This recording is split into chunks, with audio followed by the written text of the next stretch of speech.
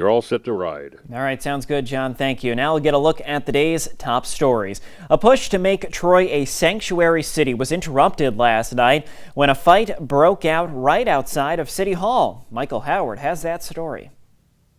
Today is all about supporting police officers and their families. It's Blue Friday. It's dedicated to all the families of law enforcement who were killed or seriously hurt in the line of duty. The state wage board meets in New York City today, and members are expected to recommend a raise for fast food workers. Good morning and happy Friday. I'm Barry Wygel. Julie has the day off today. We're going to get things started with a look at your Weather on the One's forecast with meteorologist Ryan Finn. And Ryan, it was raining when I came into work this morning, but hopefully it's going to clear off by the time it's time to leave. Pope Francis is preparing for his visit to the U.S. in the fall, but a feud between local places of worship is the reason he won't be stopping in the capital region. You know, I think it's time to go to the butcher and get something to barbecue tonight. I'm sure that a lot of people will be doing that this evening and also tomorrow evening. Maybe some ribs or some sort of pork. Steak. I'm hungry already just thinking about it. Right? All right, as we get ready to end our show each week, live at 7 here, we like to talk about what brings you joy. Excellent. I didn't bring any visual aids today, but I guess I'll say what brings me joy is our baby chicks are getting bigger and bigger. Oh, nice. Our adult chicks are laying eggs every day. So far, so good at the Wygel farm here. I was going to say, Wygel Farm fresh eggs. So far, so good. That is going to do it for Live at 7. I'm Barry Wygel. We'll see you back here at the bottom of the hour. Have a good weekend. Residents on Clinton Avenue saw a heavy police presence overnight as authorities searched for a man that they thought may have been in the area.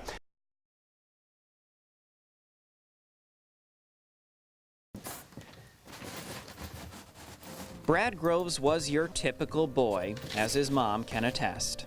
I mean, he was a handful, but it was never boring. The Broad Albany native took to football in high school before pursuing a career as a chef. He was very good chef. Sorry, Brad. Yeah, don't call him a cook. He didn't like cook, chef. It was in the course of that culinary career that he met the love of his life, Christy. He kind of annoyed me. Every day he'd call me beautiful and lovely and how are you, because we worked together. Now, almost 9 years later, they were living together, had a son together, and were engaged to be married. I think I was pregnant for my son in that one. It's got all kiss marks on it though, because that's my son kisses every morning. He is an amazing father.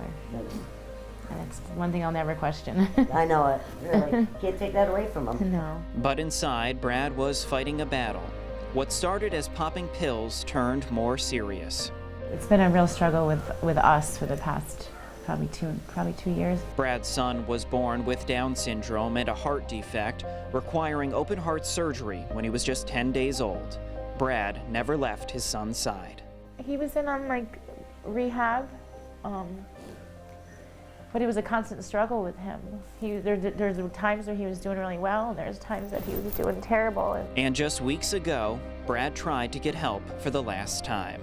He tried to get help, and they said, we can't give you help right now. The facilities are too overcrowded. Not long thereafter, the worst happened. I just remember him coming upstairs and saying, call 911, and I was freaking out, and my brother threw water on his face and said, Brad, don't leave us. And he said, I won't. And I was like, that's the last thing he's ever said. Brad would be pronounced brain dead, believed to have used heroin laced with the drug fentanyl.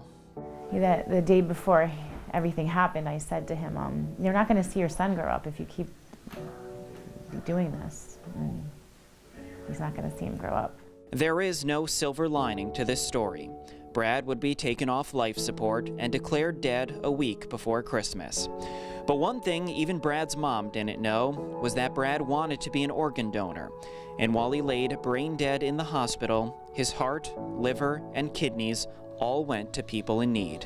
I'm proud of him for that. I think that's something he wanted to leave on for his legacy. Maybe I screwed up during life, but maybe I can help somebody now. For Brad's family, he won't be remembered for his addiction. He will be remembered for who he was: a father, a son, a friend.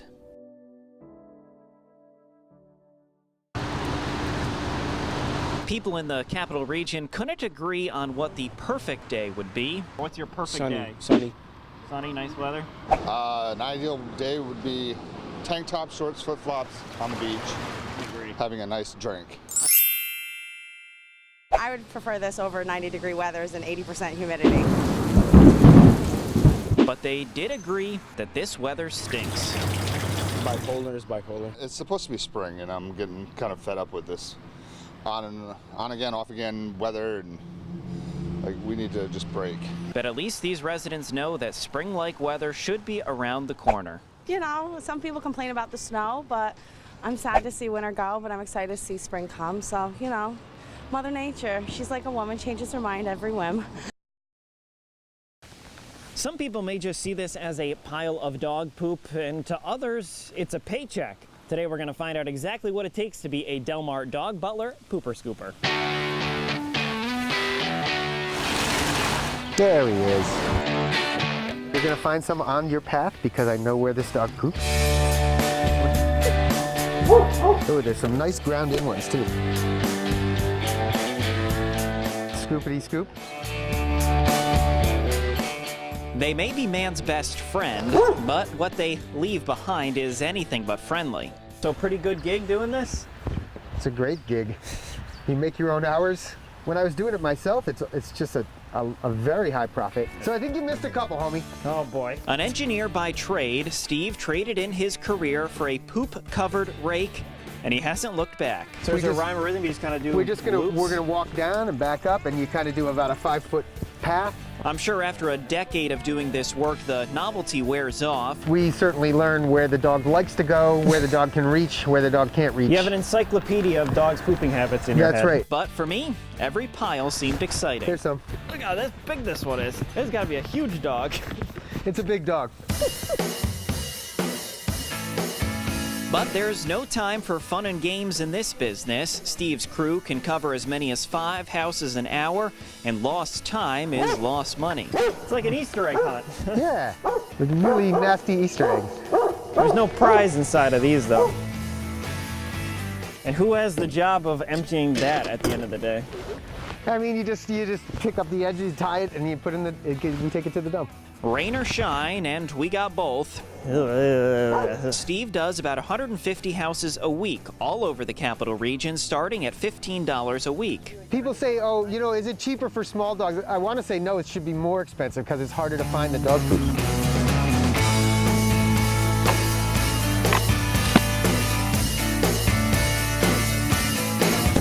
And by the end of the day, I finally found a job that I was good at. I was a pooping, scooping master. I found one that you guys missed. Go for it, jackpot.